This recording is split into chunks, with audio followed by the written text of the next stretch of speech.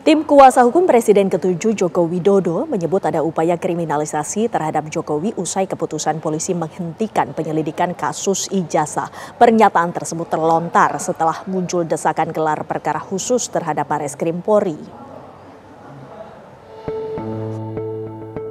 Kasus ijazah Presiden ke-7 Joko Widodo terus menggelinding bak bola salju. Sudah diputus tak ada unsur pidana oleh Bareskrim Polri. Toh nyatanya tak menghentikan upaya tim pembela ulama dan aktivis untuk membuka kembali kasus ijazah Jokowi. Bahkan TPUA mendesak polisi melakukan gelar perkara khusus. Alasannya proses penyelidikan perkara ijazah Jokowi dinilai tak tuntas. Kuasa hukum Joko Widodo pun angkat bicara. Desakan gelar perkara disebut bentuk kriminalisasi kepada Presiden ke-7 RI itu. Permasalahannya sekarang mereka mengatakan bahwa kok dihentikan, Pak? Ini tidak boleh dihentikan di penyelidikan, harusnya dilanjuti ke tingkat penyidikan. Inilah yang menurut kami adalah upaya-upaya kriminalisasi terhadap Pak Jokowi. Bayangkan saja, Mbak, suatu hal yang bukan merupakan tindak pidana mau mencoba dipaksakan untuk naik ke penyidikan sehingga seakan-akan itu adalah tindak pidana. Nah, ini seakan-akan ada pihak yang lagi mau menyatakan ini harus ditingkatkan. Kalau itu tidak ditingkatkan, kami tidak puas. Nah, inilah yang sangat menyesatkan dan menyedihkan bagi kami. Sehingga kami juga meminta pihak-pihak yang masih mencoba untuk melakukan hal ini, mengkriminalisasi klien kami untuk menghentikan hal tersebut.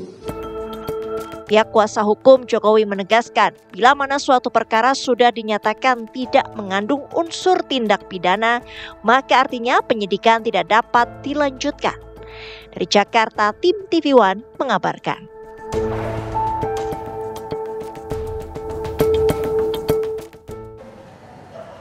Lantas, benarkah desakan gelar perkara khusus adalah bentuk kriminalisasi terhadap Presiden ke-7 Republik Indonesia Joko Widodo? Untuk membahasnya, sudah bergabung bersama kami pakar hukum Universitas Al-Azhar Indonesia, Profesor Suparji Ahmad. Selamat sore, Pak Suparji. Selamat sore, Mbak. Ya, Pak Suparji, bagaimana Anda melihat dua kubu yang ini saling klaim soal perkara ijazah Jokowi, Pak Suparji? Ya, saya kira memang ada kondisi belum tidak puas ya, atau tidak puas dari pihak pelapor kan, terus kemudian minta adanya gelar perkara khusus.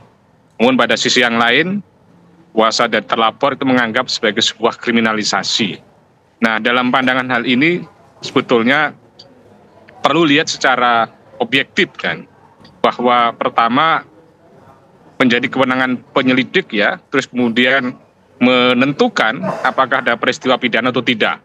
Nah, ketika tidak ada peristiwa pidana, maka itu adalah dihentikan. Itulah hukum acaranya. Mestinya itu dihormati atau dihargai. Bahwa itu adalah satu proses yang telah berlangsung sesudah mekanisme hukum acara. Pada sisi yang lain, ternyata ada keberatan, tidak terima atas hasil dari proses penyelidikan tadi itu, yang kemudian menuntut adanya gelar perkara khusus. Nah, hal ini sebetulnya tidak perlu dimaknai sebagai salah satu bentuk kriminalisasi, tetapi bisa dimaknai sebagai bentuk membuat terang benderang perkara.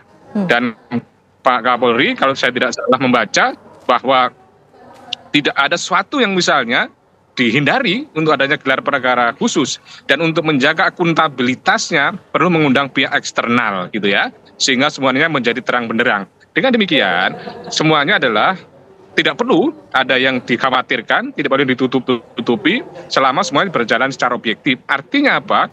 Bahwa desakan untuk gelar perkara khusus menurut saya juga tidak perlu dikhawatirkan dan dapat dilakukan secara akuntabel supaya mengakhiri soal polemik ini, daripada ya kemudian menyatakan bahwa tidak ada peristiwa pidana tetapi menimbulkan ketidakpuasan. Dengan catatan setelah gelar perkara khusus tadi, nanti kalau kemudian kesimpulannya tidak ada peristiwa pidana, harus dihormati. Jangan lagi mencari kesalahan-kesalahan yang baru.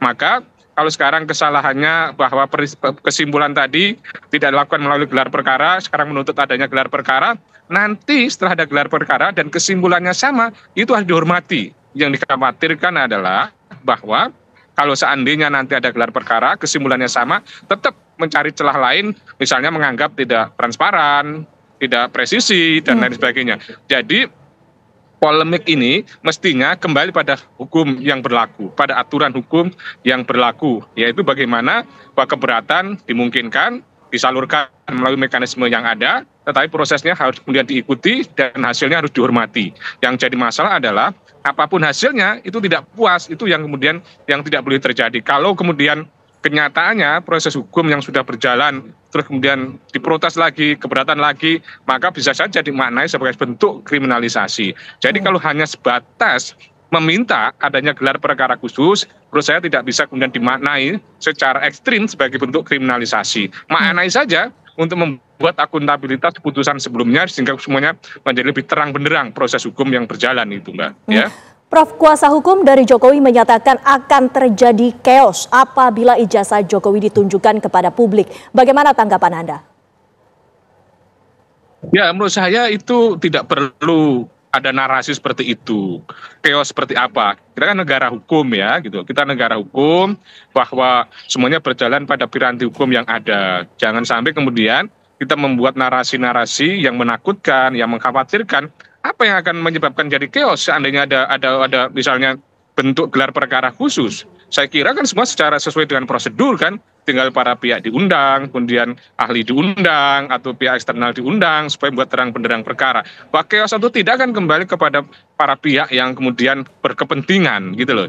Jadi kalau seandainya gelar perkara khusus selama semuanya berlangsung secara objektif ya, tidak ada yang perlu ditakutkan, tidak ada yang perlu dikhawatirkan, maka akan tidak memunculkan chaos. Yang penting adalah bahwa tidak boleh ada memaksakan kehendak di antara para pihak, percayakan pada penegak hukum gitu loh.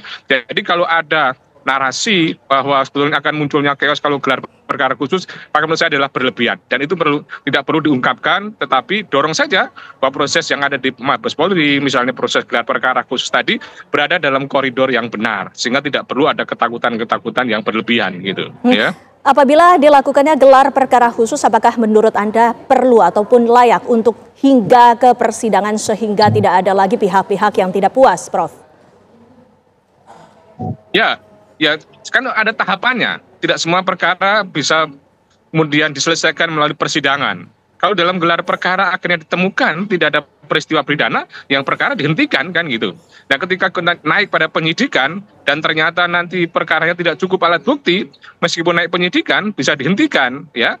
Jadi ada beberapa alasan mengeluarkan SP3 misalnya demi hukum, berhenti ya, atau kemudian ini adalah dicabut laporannya gitu ya, atau kemudian tidak cukup alat bukti maka bisa berhenti. Baru setelah memang tidak ada SP3 baru naik pada persidangan gitu. Jadi bukan sebuah keharusan gitu ya. Bahkan sebuah keharusan untuk kemudian perkara itu diselesaikan dalam suatu persidangan. Yang penting adalah ada proses pembuktian yang akurat, pembuktian yang sah secara hukum, pembuktian yang transparan. Kalau dalam persidangan nanti akan terbuka untuk umum. Nah, harapannya juga begitu, untuk menjamin akuntabilitasnya, proses pengambilan keputusan nanti itu adalah dilakukan secara terbuka, misalnya gelar perkara khusus kalau memungkinkan ya. Yang penting ada pihak-pihak berkepentingan diundang. Jadi bahwa penyelesaian harus berujung ke pengadilan, menurut saya tidak. Selama kemudian tahapan-tahapan tadi menimpulkan sesuai dengan hukum-hukum atau sesuai dengan alat bukti yang berlaku. Yang jadi persoalan kan bahwa perkara ini dihentikan dalam proses penyelidikan karena apa? Karena dianggap tidak transparan, karena dianggap tidak ada gelar perkara khusus,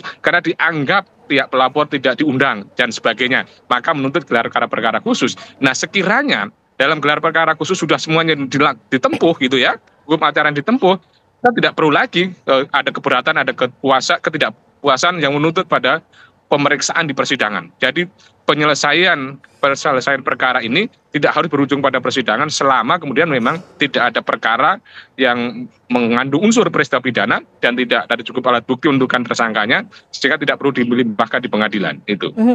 Dari kuasa hukum Jokowi sendiri telah menolak ajuan dari gelar perkara khusus ini. Menurut Anda sendiri, win-win solution kepada dua belah pihak ini seperti apa? Ya, saya kira itu menjadi kewenangan dari penyidik ya, kewenangan dari penegak hukum. Tidak ada kemudian yang menentukan itu soal menolak atau kemudian menerima gitu loh. Artinya apa? Bahwa seandainya penyelidik atau penegak hukum dalam ini adalah Bareskrim memandang untuk menyelesaikan perkara melalui gelar perkara khusus, maka tidak perlu ditolak gitu loh, maka diikuti saja gitu. Jadi malah menimbulkan pertanyaan kenapa ditolak, kan toh gelar perkara khusus itu sesuatu hal yang tidak terlalu luar biasa, suatu hal yang biasa saja. Sial pengadu tinggal menjelaskan, teradu atau terlapor bisa tinggal menjelaskan, nanti yang akan menyimpulkan ada penyelidik gitu loh. Jadi dalam hal ini kembali kepada penegak hukum ketika memandang bahwa peristiwa tadi atau laporan tadi diselesaikan melalui gelar perkara khusus daripada menimbulkan berbagai spekulasi, menimbulkan berbagai fitnah, itu lebih baik digelar saja. Jadi poin saya adalah bahwa ini membangun sebuah kepercayaan. Kita tidak rela juga bahwa penegak hukum, Bareskrim misalnya, Polri dicurigai, ya, difitnah, diduga melakukan hal-hal yang manipulatif, yang kemudian tidak objektif gitu ya, disetir dan sebagainya. Kita tidak rela juga sebagai warga bangsa, aparat penegak hukum kita, Mabes Polri kita misalnya ada narasi seperti itu, dan kemudian untuk menjawab adalah buktikan melalui gelar perkara khusus.